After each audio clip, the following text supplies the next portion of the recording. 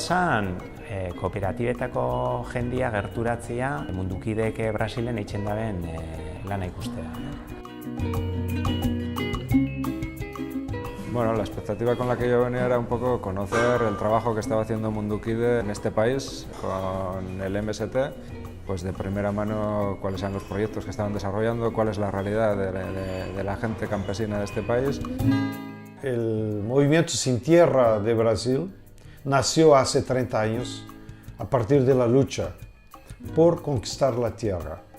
Y a principios pensábamos que era solo una lucha por tener tierra para trabajar y resolver el problema de las familias campesinas.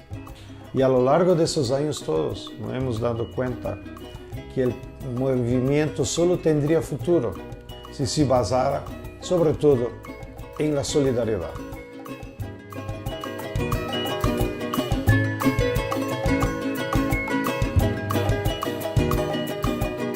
Hace uns 10 anos que empezamos a trabalhar com planejamento estratégico. Sentimos a necessidade de buscar apoios de instituições, organizações e cooperativas com maior experiência em planejamento estratégico. Por isso buscamos a parceria com Mundukide.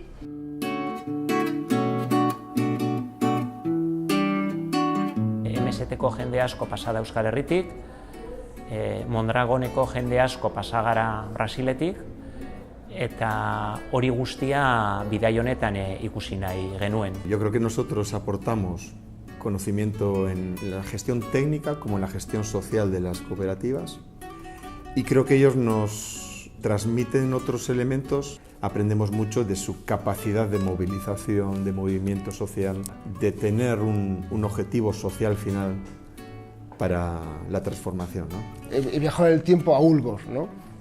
Porque es lo que estoy viendo aquí en Brasil, ¿no? Ese sentimiento de cooperativa como herramienta de transformación social, ¿no? Alde batetik akampamentuak, zergatik lurra okupatzen dabe, lurra okupatzen dabe denuntziateko lurroiekin produktiboak direla. O acampamento está na região centro do Paraná e hoje vivem aqui 600 famílias. Temos escolas, temos produção e aqui as famílias estão lutando por um pedaço de terra para poder produzir alimentos saudáveis. Kooperatibak ikusten egon gara, Porto Alegren, Laranjeiras do Sulen, baita Rio Grande do Sulen bebai. Nós estamos aqui na Copan, uma cooperativa localizada no Rio Grande do Sul. Sao Paulo bebai egon gara, zuzendaritza orokorrakin mugimenduan nondik norakoak hobeto ulertzeko. Yo creo que es la búsqueda común por un mundo más justo. Eso es lo que nos une. Konpartitzen dut apur bat MSTko jente honek daukon ametsak eta petzetajat hori merezi dauela alegina itxi eta geure alia jartia honetan benetan merezi dauela. Kooperatiba konzeptuz ez degulana egiten guretzat bakarrik. Eta eraldaketa sozial hori hitz egin dana urte askotan eta orain benetan ahaztuta daukaguna hau ejemplua da.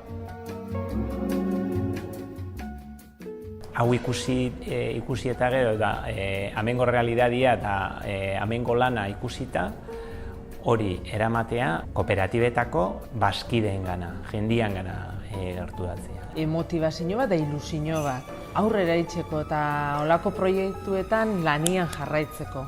Nik uste dut olako ekintza baten parte hartzeiak norberari ekartzen diola onurak alde batetik, gizarteari bebai. Eta baita kooperatiba ez da bezala, kooperatiba baten lana itxiari egiten dio zentzu bat. Los dos tenemos en nuestros territorios esa ansia, esa meta, esa misión. Nosotros queremos mudar el mundo y eso no es poca cosa.